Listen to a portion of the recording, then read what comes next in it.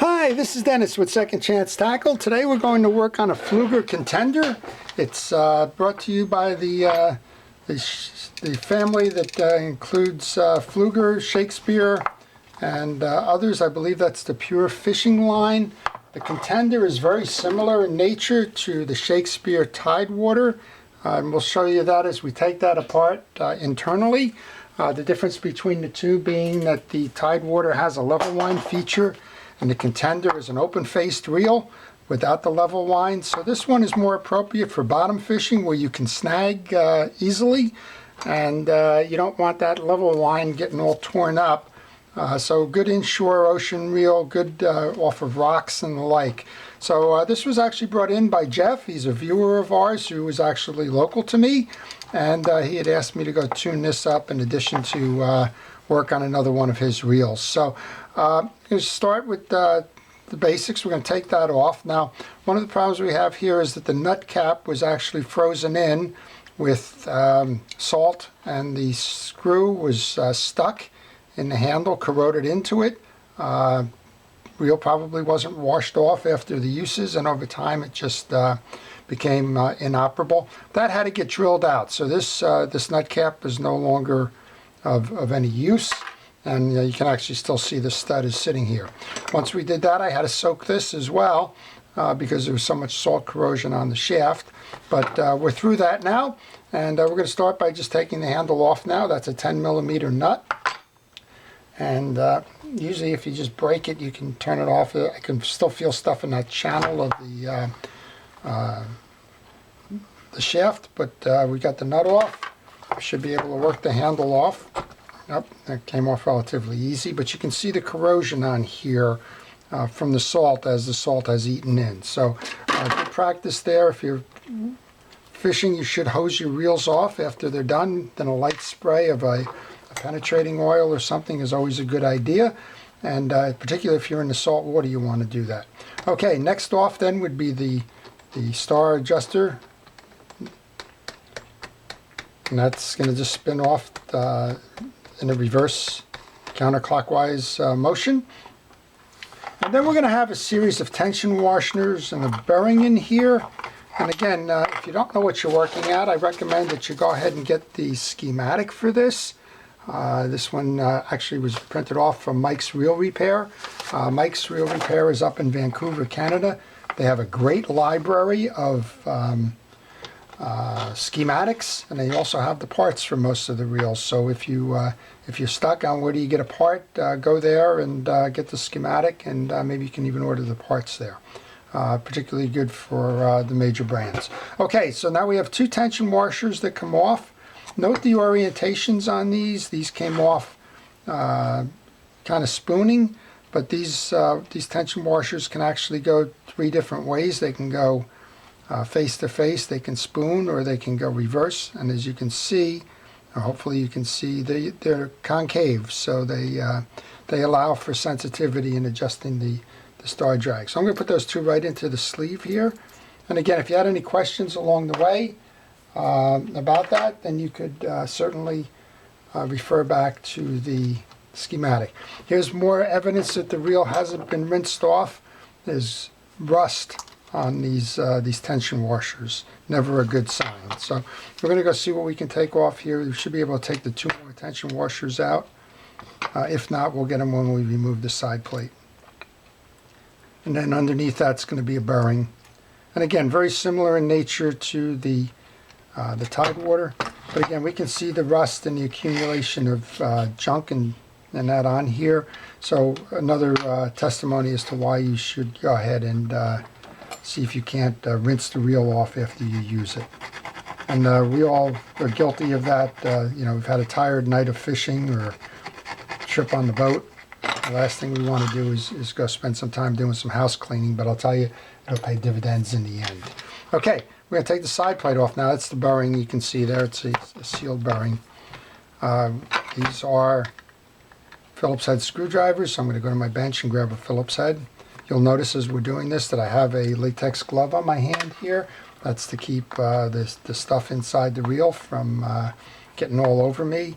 It's also a good thing to use when you're lubricating drags and the like, you can actually rub that grease around, not worry about getting absorbed into your skin. So I'm pulling these right now, making a mental note that these side plate screws are all the same in length. If they weren't, you would note where they're coming out of.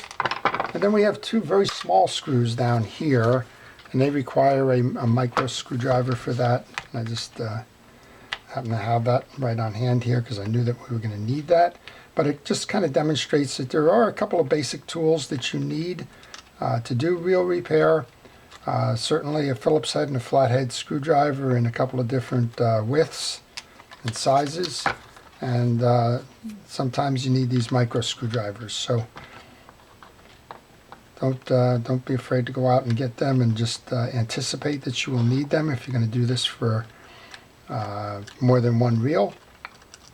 And if you're not going to do it for more than one reel, then give an examine the reel before you take it off, and examine that schematic, and then you'll have a good idea of what you're going to need, and you can set your bench up ahead of time. So these are the two small screws that go in the bottom, and this is a high-speed reel. I think this reel is probably 5 or 6 to 1. Okay, with that, then the case is coming off now. You can see that. That's because there's two springs that are going to push out here. We have a basic inside of the case here. We have the eccentric and a spring. We have that spool tensioner knob and a bushing underneath there. This reel's nice and clean, so all we're going to have to do with this one is just kind of lube it up. So here's your look inside the reel. We got a nice big gear here, which is the high-speed nature of it. Big gear to small gear makes high speed and returns. This is our free spool mechanism.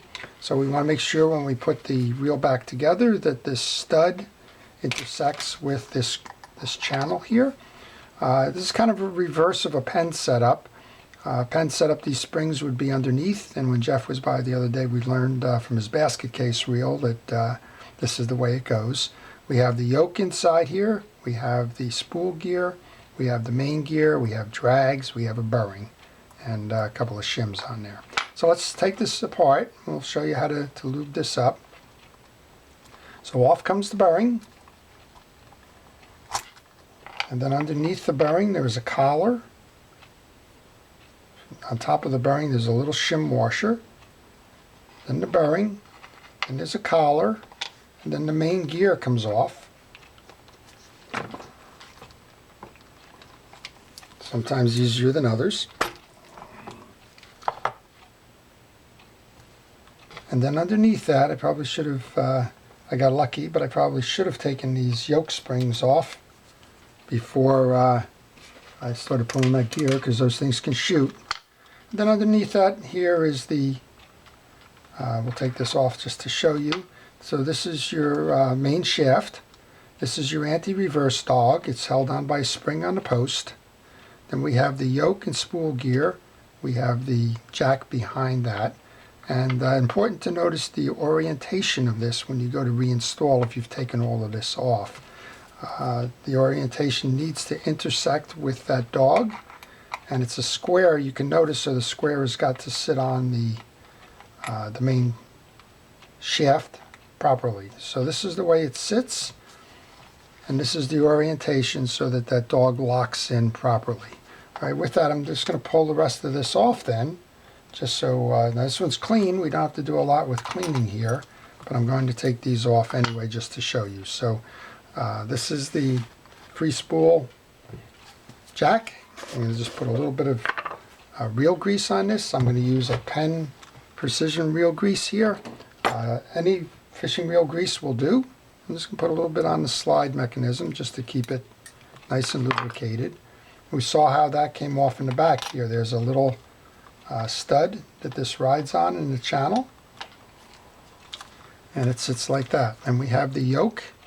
I'll put a little bit of grease on the yoke. And then we have the spool gear. Now the spool gear's got a shoulder side of it, and it's got a long, an elongated series of teeth. This gear needs some grease. We're going to go ahead and do that. And then again, when you take this out, the orientation of it is important, because that shoulder on this is going to lock in with the shoulder on the spool. And if we put this in incorrectly or backwards, it's not going to perform properly. Jeff will attest to that. Kind of took his basket case, and the first thing we did was put it on backwards, so such is life. Okay, then we're going to take those two springs that ride on the post, so I'm going to put those back on. Now your main gear. So your main gear has got a setup that's very similar to a pen reel setup. This one's very clean. It has a fabric washer, hard fabric washer in the back. Nothing special there. We're going to put that washer on. And we're going to just clean the main gear. I use a Q-tip here. We can use a paper cloth. We can use a microfiber towel. You can use a whole bunch of things. And then we want to get some grease in here. We're going to check these to make sure that all these teeth are fine, that they're not damaged, chipped, broken, bent, or anything else. And then we're just going to put a little bit in. Now we put some on the smaller spool gear already, so you don't need to fill every groove. It will work its way around in time, but just enough to make sure that that's a smooth operating intersection. And once we do that, we can snap that back in. And now when we turn it, you'll actually see the anti-reverse dog and how that works as a mechanism. You'll see it, and you kind of hear it chirping away there. And that's exactly what that's intended to do. On the drag stack then, the drag stack has hard Teflon washers. We don't do anything with them other than make sure that they're clean. Teflon washers by their nature are a petrochemical product. This one seems to be stuck. Again, that could be a matter of some water and that getting in there. I'm just going to use a little bladed knife to unstick that. Just slide it in between them. And we get the same thing going here. So this drag was probably not performing well. And if you were to take this out and try to get a fighting fish, a major predator type of a fish out there, you would definitely have some issues with it. So there's just a little bit of residual here. I'm just going to use a kitchen scrubby, a little green pad.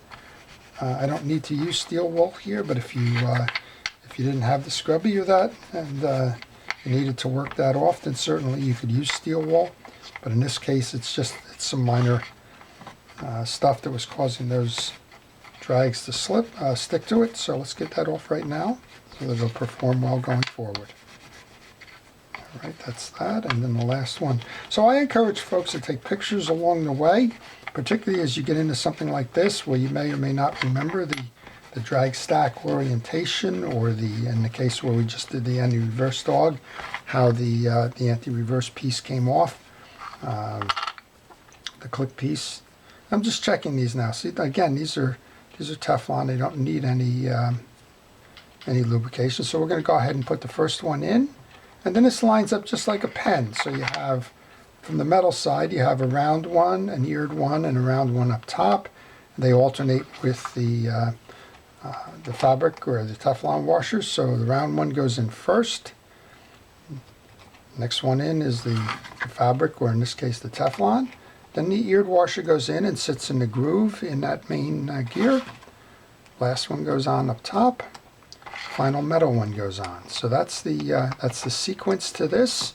Next up then was that collar that went on for the bearing. Then we have the bearing. And the bearing's a sealed bearing here, so you don't need to do anything with it. You can put a little bit of oil on there. I'll go ahead and do that. I'm going to use a pen reels oil here. I'll just put a drop on that. But that'll work its way in there, but there's no need to, with those sealed bearings, to do that. And then we have that final little shim washer there, which keeps that from spinning. And then, as you'll recall, we have those series of the thrust washers, or the tension washers for the drag next. Okay, the only two pieces on this thing, we have a tensioner here for the spool. I'll put a little bit of grease on there. It won't hurt it. It's got a little bushing in there. And we have the eccentric up top, which is the free spool release. And we can put a little bit of grease on that. So with that then, everything else inside here is the way it just came off. We're just going to take the faceplate and put that back on. And now you need to just wiggle this free flow spool release just to make sure that you're in that groove and that it's doing what it needs to do. And then once you do that, then it's time to put those side plate screws back on. So I use a parts tray. It's a convenient place to find all the pieces and parts, and it's a nice central repository so that you don't have to go looking around your bench. I use the bottom of a milk jug. It's as simple as that. I've seen, I've had occasion to use fast food takeout trays. I've used bottoms of coffee cans. Use whatever you like, but just get in a habit, if you're doing this, that if you put it in one place, you know where to look for it when it's time to put it back. What do they say? Plan your work and work your plan. So we're going to put the 4 of the main ones in with this screwdriver, and then we're going to have to go to the micro screwdriver to put the other ones in. Then we'll go over to the other side. That's how you can remove the spool, is on the other side. So we'll get that right after we put these 2 small pieces in. There's the little long screws that require the micro screwdriver to get that done. In real repair, you usually don't have a lot of fancy one-off tools like you do in automotive. Most of the time you can get by with a basic set of screwdrivers and either a set of metric and SAE open-end wrenches and box wrenches. Those, for the most part, are the tools I use. There's times where I will use a needle nose pliers, or I'll use channel lock pliers or the like, but for the most part, you don't need much more than that. Okay, we had the 2 smaller ones went on next, and then the 2 larger ones went on. And again, this has just got some stuff on it. We'll see if we can't get that with the kitchen scrubby, which we can. And those kitchen scrubbies, they just, they come in those 2x3 inch pads. You can just cut them down to a workable size. All right, with that then, we're going to put the star adjuster on.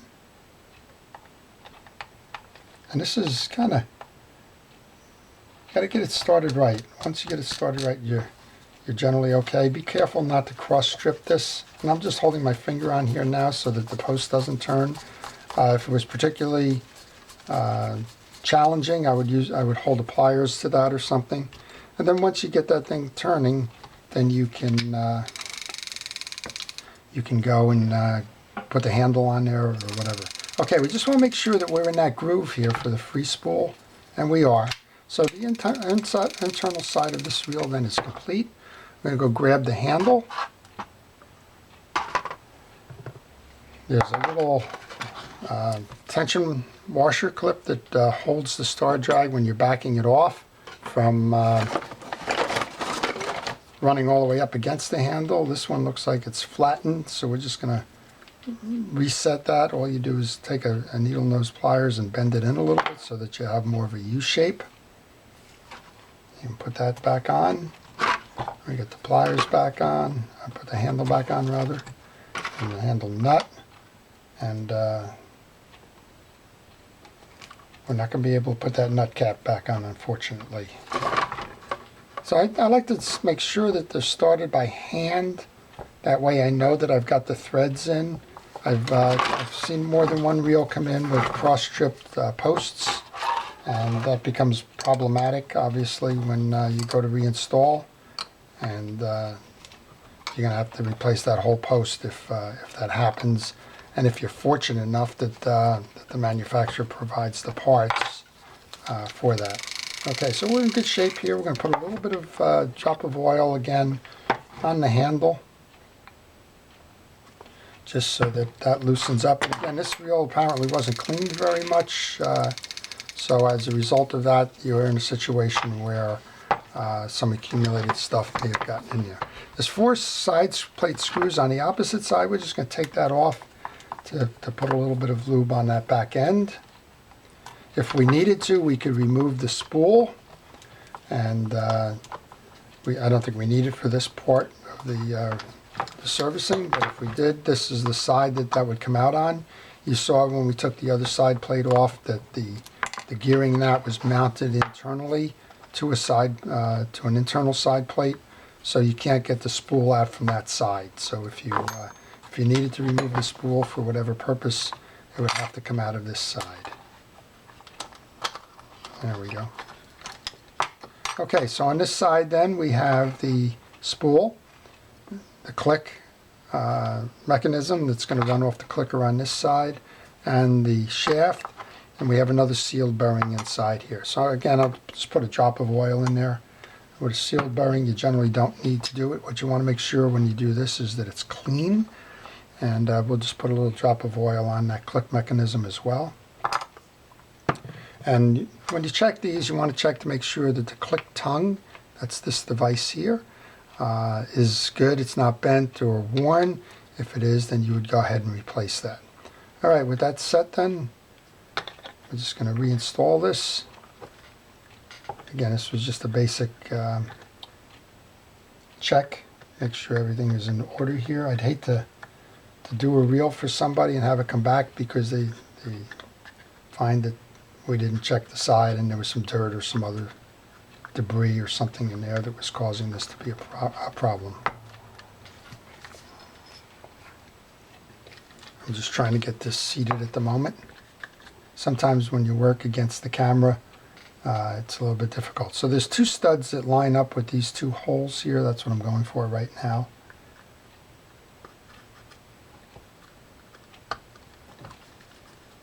And then it should just click in.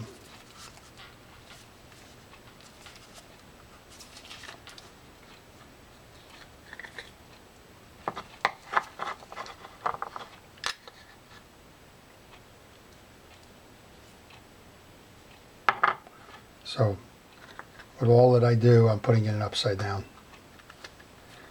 That's what's causing the issue. So again, take pictures, or at least know that there's more than one way to go here. All right, so back to the 4 screws then, and once these 4 screws are done, then the reel is done. So this is the Pflueger Contender. It looks like we have a probably 20-pound line on this from a monofilament standpoint. I don't see any reason why you couldn't use braid with this reel, particularly because there's no level wind function going on in here. The 20-pound would be appropriate, again, as we started this by saying this is good for inshore ocean. Probably has enough capacity to do trolling. You certainly couldn't throw something trolling out, 400 yards, right? But if you're trolling shorter distances, maybe in the Great Lakes, that would certainly work well. And it looks like, from a construction standpoint, it's solid. The main gear is a big gear, so you have a high-speed retrieve, but also the drags are a nice size drag, so you have plenty of drag capacity on this as well. I asked Jeff when he dropped the by, he said these are selling on eBay between $30 and $50. I think that's a reasonable price for a reel like this in a used condition. And the only thing I would caution you on both reels, we found that if you don't take care of them, you don't wash them off, then this screw is going to break off, and it did. And so you don't have a shield on this. But other than that, this reel's ready to go back and go fishing. So with that, this is Dennis with Second Chance Tackle. I hope you enjoyed the video. If you did, please like it. If you want to see more, please subscribe. Thank you for watching.